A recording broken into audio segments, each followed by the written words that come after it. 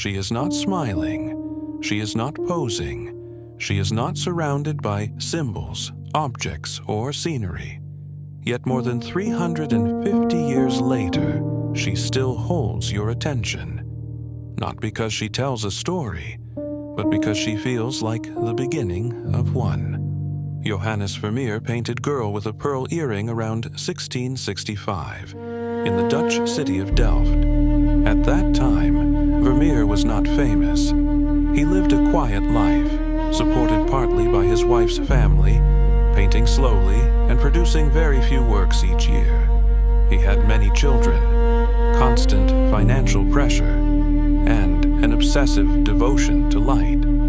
Unlike artists who filled canvases with grand historical scenes or religious drama, Vermeer chose interiors, silence, and ordinary people. He painted moments so small they almost disappear, and in doing so, he made them eternal. Girl with a Pearl Earring is not a traditional portrait. There is no record of a commission, no name attached to the figure, no identity documented in archives. Most art historians agree that this painting is a tronie. A tronie was a Dutch artistic study of a character or expression rather than a real person's likeness. Think of it as a face imagined to explore mood, light, and personality. This means the girl may never have existed, or she may have existed only in Vermeer's mind. Some speculate she could have been a daughter. Others suggest a household servant. Some imagine a neighbor's child. But the truth is simpler and more powerful. She is not meant to be someone. She is meant to be a presence. Let's look at what we actually see.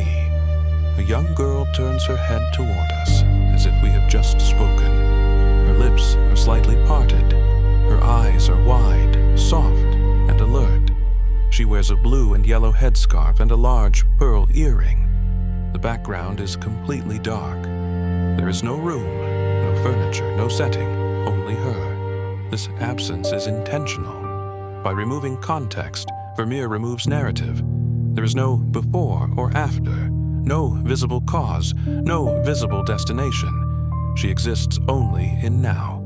That alone makes the painting psychologically unusual. Most paintings tell us where to look and what to think. This one does not. It leaves a vacuum, and humans instinctively try to fill vacuums with meaning.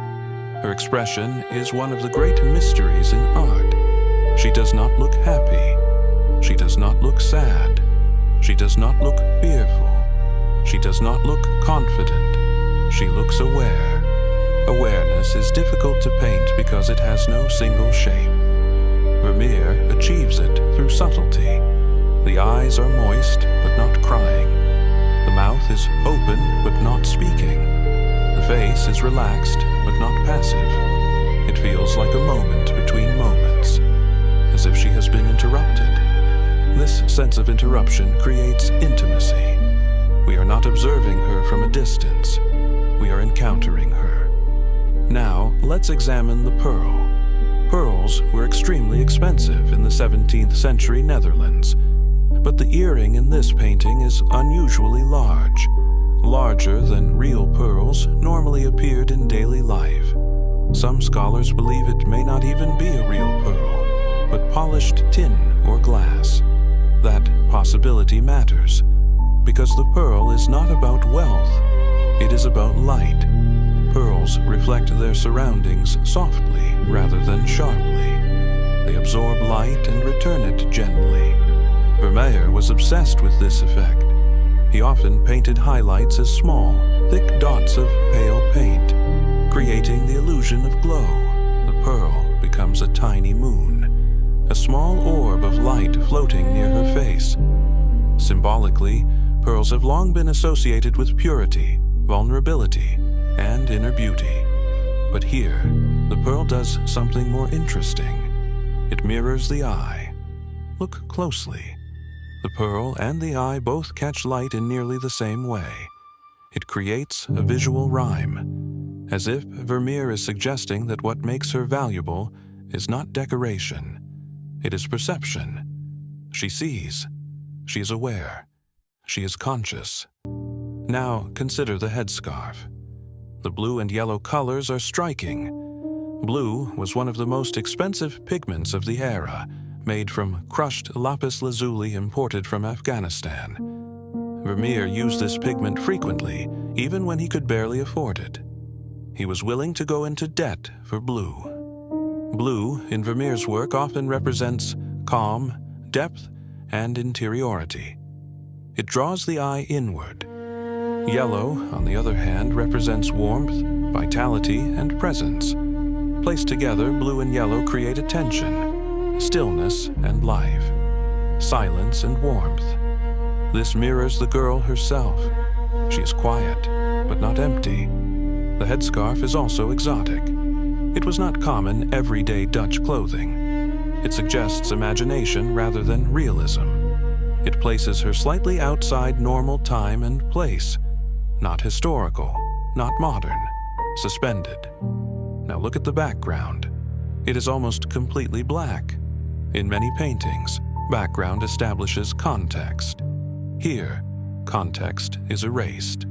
Darkness isolates her, but it also protects her against seeing. Girl with a pearl earring feels less like a portrait and more like a meditation on looking. She looks at us. We look at her. A loop forms. No one wins. No one finishes. Now, the question of who she was becomes less important than what she represents. She represents a human moment stripped of identity.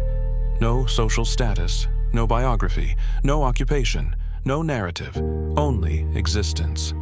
This is radical. Most societies define people by roles: daughter, servant, wife, worker. Vermeer removes all roles. She is simply a conscious presence. That alone makes the painting feel modern. There is also vulnerability here. Her mouth, slightly open, suggests uncertainty. Her turned head suggests responsiveness. She is not in control of the situation. She is reacting. This creates asymmetry. We are stable. She is mid-turn. We observe. She does not choose to be observed. This imbalance creates tension, but Vermeer softens it with gentleness. She does not look frightened. She does not resist. She does not perform. She simply allows. This may be why people describe the painting as intimate. Not romantic, not seductive. Intimate. Intimacy is the feeling of being seen without being consumed.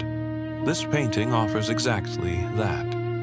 Now, consider Vermeer himself. He died at 43 years old. He left behind debt. His wife struggled.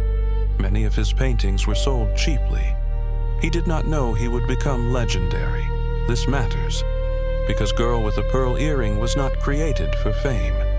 It was not created to become iconic. It was created quietly, slowly, patiently, like a private experiment, which makes its later global recognition deeply ironic. A painting born in obscurity becomes one of the most famous images in history, yet its power remains subtle. It does not scream. It does not dazzle. It waits, and that waiting may be its greatest strength. In a world saturated with noise, brightness, speed, and spectacle, this painting offers almost nothing. No drama, no movement, no explanation, just presence. And presence is rare. People often ask why this painting feels alive. The answer is not technical alone. It is philosophical. Vermeer did not paint a girl.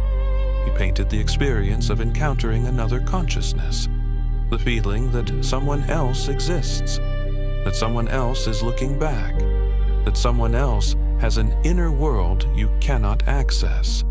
That realization is quietly overwhelming, because it reminds us that every human face we pass contains an entire universe we will never fully enter. The girl with the pearl earring is not mysterious because we don't know her name. She is mysterious because she reminds us that no human being is ever fully knowable. Not even the ones we love. Not even ourselves. She does not offer answers. She offers a question. What does it mean to exist as a quiet mind inside a fragile body, briefly illuminated by light, before returning to darkness? That question has no expiration date, which is why, centuries later, she is still turning her head, still catching the light, still looking, and somehow, still noticing you.